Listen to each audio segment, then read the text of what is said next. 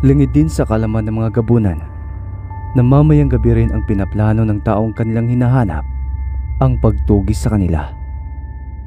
Iyon ay walang iba kung hindi si Simatar, ang dating sundalo.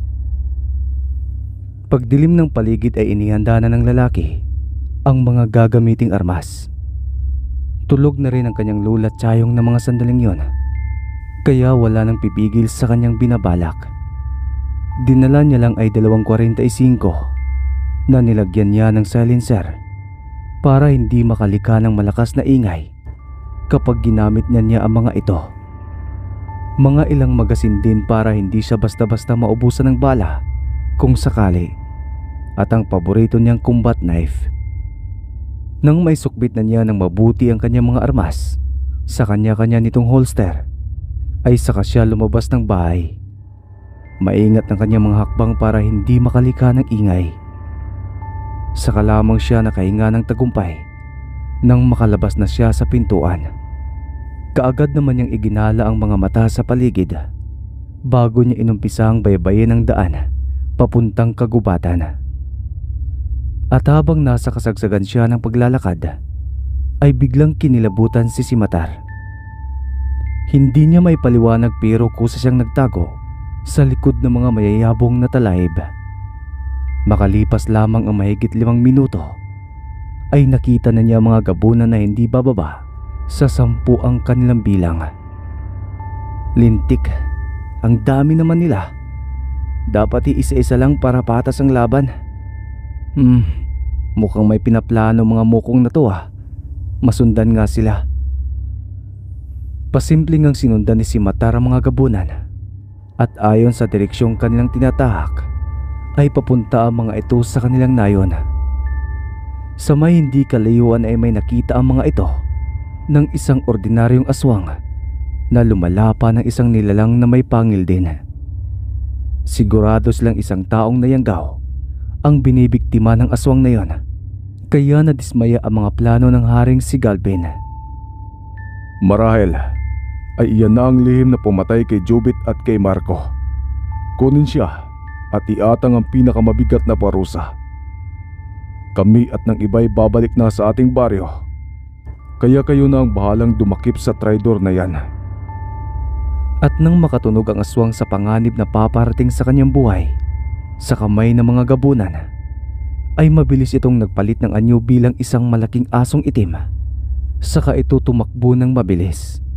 2 sa gabunan ang humabol dito, at naging pabor naman iyon kay Simatar ang ginawang paghiwalay ng 2 sa kanilang mga kasamahan. Pagkaalis ng kanilang hari kasama ang ibang mga gabunan, ay mabilis nang sinundan ng 2 na humabol sa aswang. Dahil sa mas mabilis kumilos ang mga ito, ay nagawa nilang mahabol ang asong itim. Sa galit ay pinilayan nila ito sa mga paa at kamay gamit ang kanilang matatalas na kuko para makasigurong hindi na sila nito matatakasan. Parang isang magaan na bagay lamang na binibitbit ng isang lalaking gabunan ang baldado ng aswang, na humihiyaw pa dahil sa kirot ng kanyang mga sugat. Hindi kaagad nakaimik ang gabunan nang bigla na lamang bumulagta sa lupa habang nangingisay na binabawian ng buhay ang kanyang kasama na may butas na sa ulo. Paglingon niya sa kanyang bandang likuran, ay doon niya nakita si Simatar na nakatayo habang hawak-hawak ang isang barel.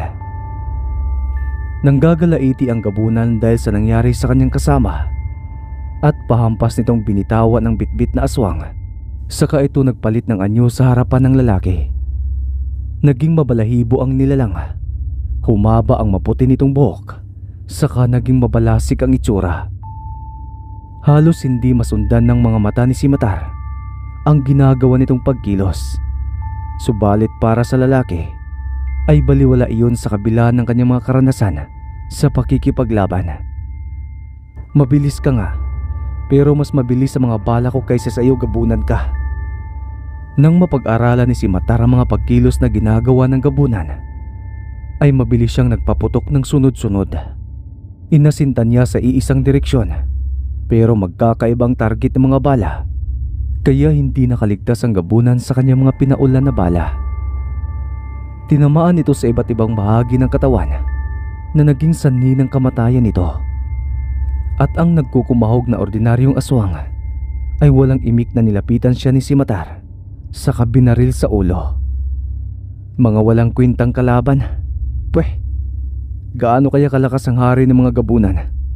Nakakasabik namang makaharap ang halimaw na yon. Nangangati tuloy ang palad kung barilin siya sa sintido ng ulo nito. Total na lagasan niyang muli ng dalawa ang mga gabunan at may ekstra pang isang aswang ay napagpasyahan na ng binatang lalaki ang umuwi na. Para sa kanya ay kuta na siya ng gabing yon. Ngunit ang hindi niya alam ay may isang ordinaryong aswang na nakasaksi sa kanyang ginawang pagpaslang sa mga gabunan. Hindi na nito nagawang sugurin ang lalaki dahil sa takot nito na baka matulad lamang siya sa mga kinakatakutan nilang mga uri ng aswang. Sa isip-isip ng lalaking aswang na yon na kahit mga gabunan na hindi na umubra sa lalaki, siya pa kaya. Lumipas ang magdamag na mas dumoble ang galit ni Haring Galben dahil sa masamang balitang nakarating sa kanya. Ayon sa kanyang mga kaori, ay natagpuan nila ang dalawa nilang kasama na humahabol sa pinaghinalaan nilang aswang dahil sa mga malalamig na bangkay na ang mga ito kasama ng kanilang hinabol.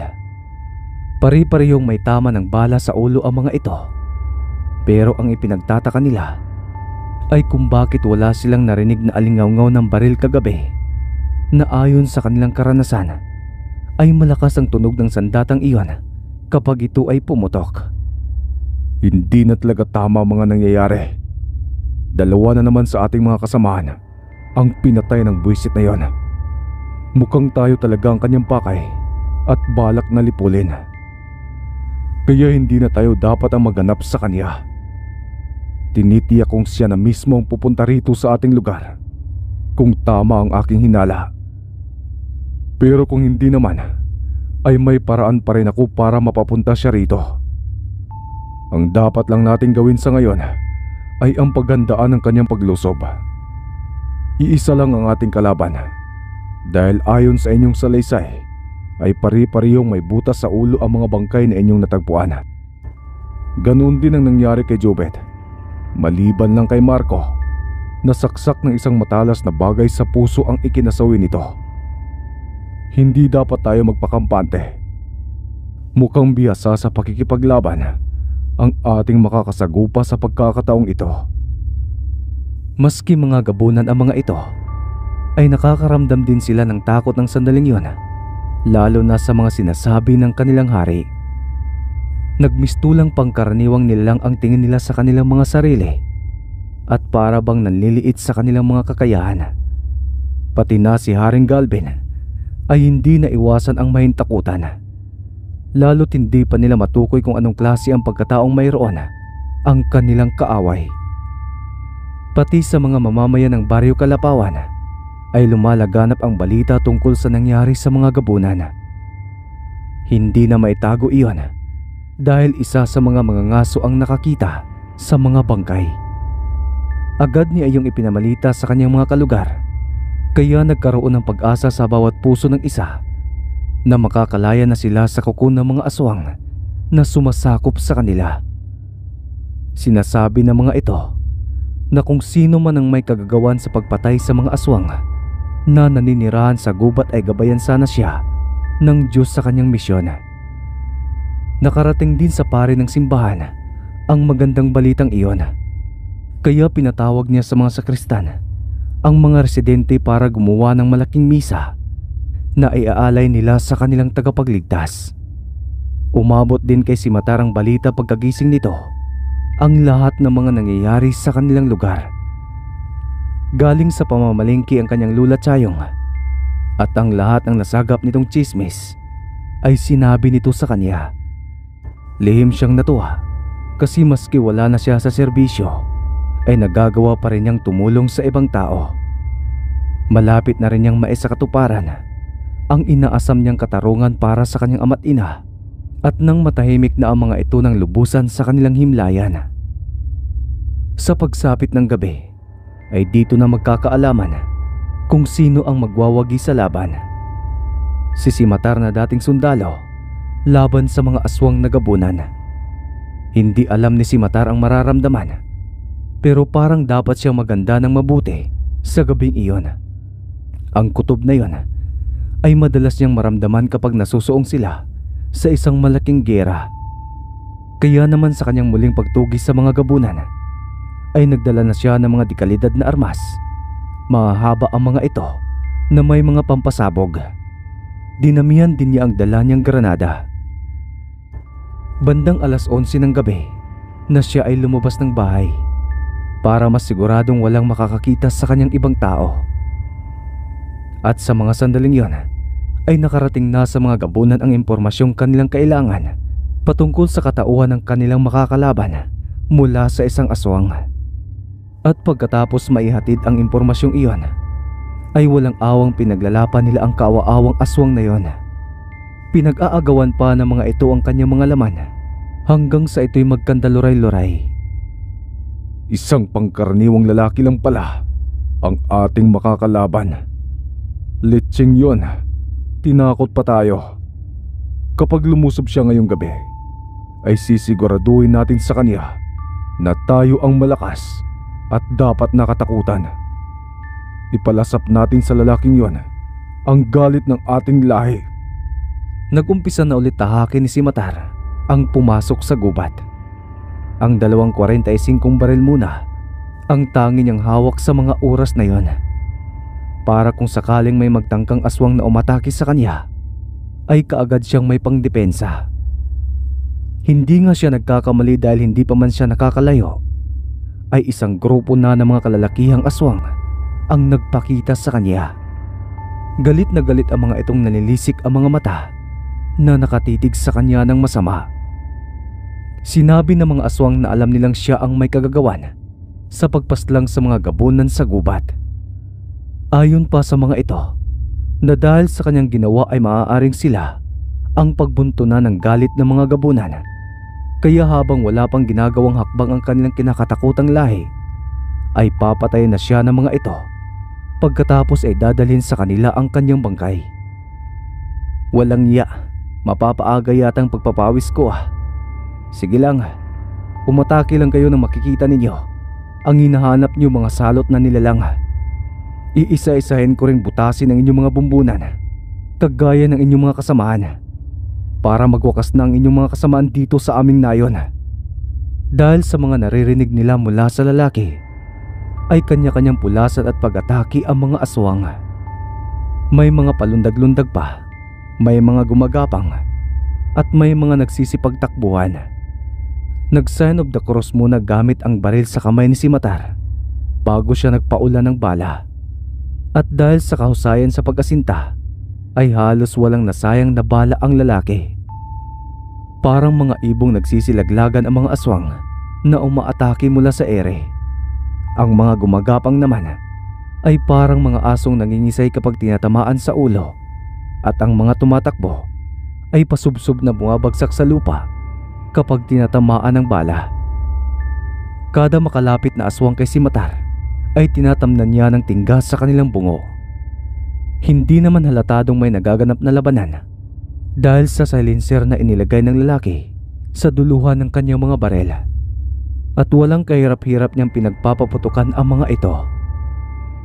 Dahil sa pagkadihado ay naisip ng ibang mga aswang ang tumakas. Umatras ang mga ito at nagsipaglundagan sa mga puno. Hoy, mga aswang! Bumalik kayo rito! Hindi pa ako pinagpapawisan eh. Abat talagang tatakas ng mga dumuhong to ah. Sa palagay niyo ba ay hahayaan ko kayong makalagpas ng ganun-ganun lang? Inumpisahan niyo pero ako na lang ang tatapos. Hinabol ng lalaki ang mga yon, at wala siyang balak na patakasin ni isa sa kanila. Desidido na siyang ubusin ang lahat ng uri ng aswang sa kanilang lugar. Pagkatapos niya roon ay isusunod naman niya ang mga gabunan. Kutob niyang sa kabilang labasan sa gubat ng baryong naabandona, nagkukuta ang mga yon. Maski patago-tago ang mga aswang sa mga sanga ng puno, ay nakikita pa rin sila ni Simatar. May liwanag na kasimula sa buwan ng mga oras na yon. Kaya kapag tinatamaan ang nalilisik na mata ng mga aswang, ay naglilikha iyon ng refleksyon kaya kumikinang. Doon na niya mabilis na binabaril ang mga ito na kaagad namang nahuhulog sa lupa na wala ng buhay. At ang iba sa kanila ay sumugal na lamang. Sinusubukan pa rin nilang lumaban, subalit humahantong din sila sa mapait na kamatayan. Halos 1 oras din na paghabol ang ginawa ni Simatar, kaya medyo pinagpapawisan din siya. Mahirap din kasi ang daanan sa gubat, lalo na't ang tanging sinag ng araw lamang ang kanyang tanglaw. At nang makakita siya ng isang malaking bato, ay umakyat muna siya doon para magpahinga. Inilabas niya ang lagayan ng tubig, sa kanya ito tinungga.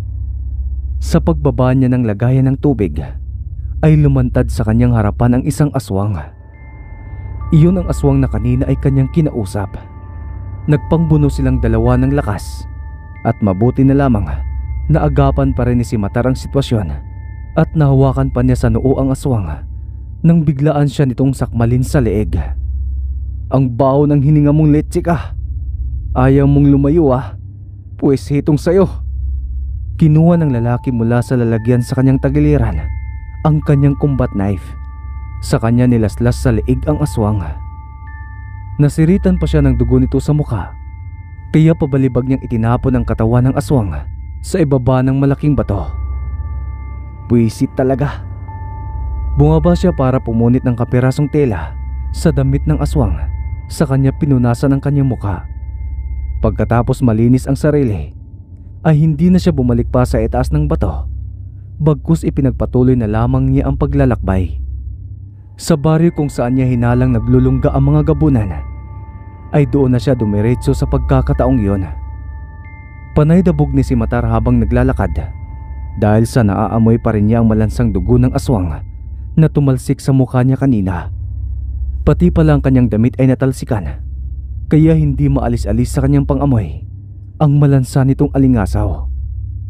Hindi naman nagkamali ang kanyang hinala, dahil tama siya.